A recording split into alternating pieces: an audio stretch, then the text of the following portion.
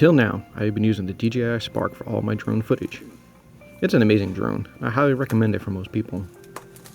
After DJI released the Mavic Air, I knew this was going to be the drone that replaced the Spark though. The camera records in 4K, 1080p, at 60 and 120 frames per second, which is a huge deal. I really couldn't slow down the Spark footage before it got choppy. The 3-axis gimbal, longer battery life, smaller footprint are all very welcome upgrades. The APAS optical avoidance system is also very cool. The system the Spark had was a bit too cautious for me to leave it enabled most of the time. It comes with 3 batteries, a 4-port charger, extra props, a bunch of cables, propeller guards, a travel case, spare thumbsticks, and even an adapter that lets you use the DJI battery to charge a USB device, like your phone. This is the Mavic Air Fly More combo in flame red. This thing folds small enough to fit in your pocket. Imagine that, 4K pocket drones.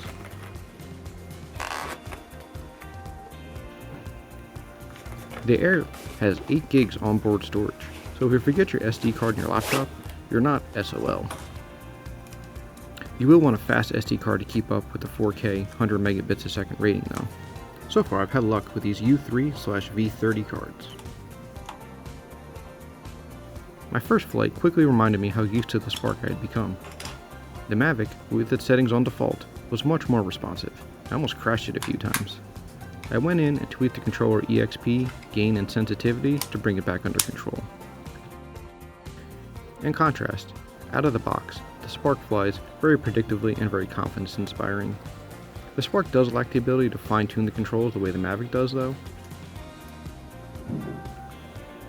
I did almost immediately notice the field of view difference between the two.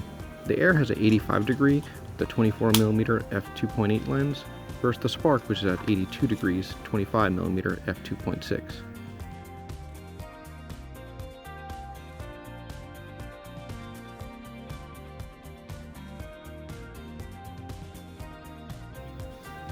Alright, let's get this bird in the air.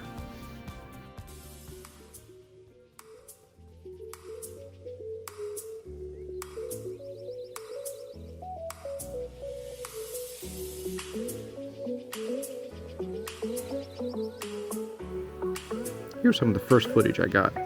I changed the color mode to decentiline based on recommendations from others that have had the Air for a while now.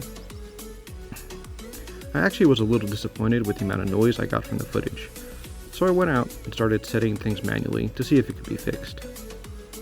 What I found is that the shutter speed often was in the 1/2000 range, which is very high, and an ND filter is going to be needed to correct this.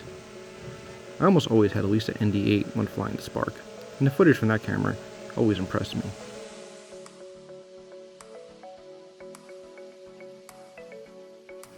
I applied a mild color profile just to compare. This will be a work in progress, but I plan to release it as a LUT so you can get this look in your footage without a lot of hassle.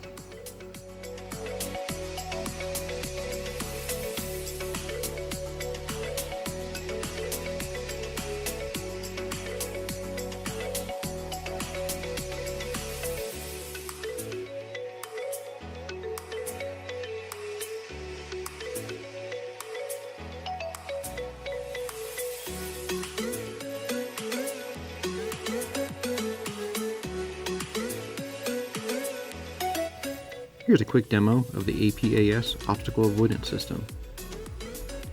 You can see the system can fly around obstacles.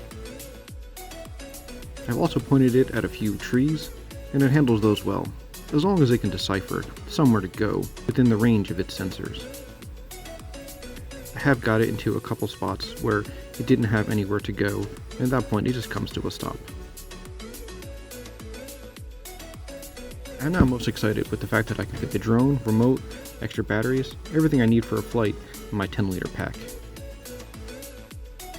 The weather hasn't been cooperating lately, so I'm itching to get out there and try some of the new quick shot features, like Boomerang and Asteroid.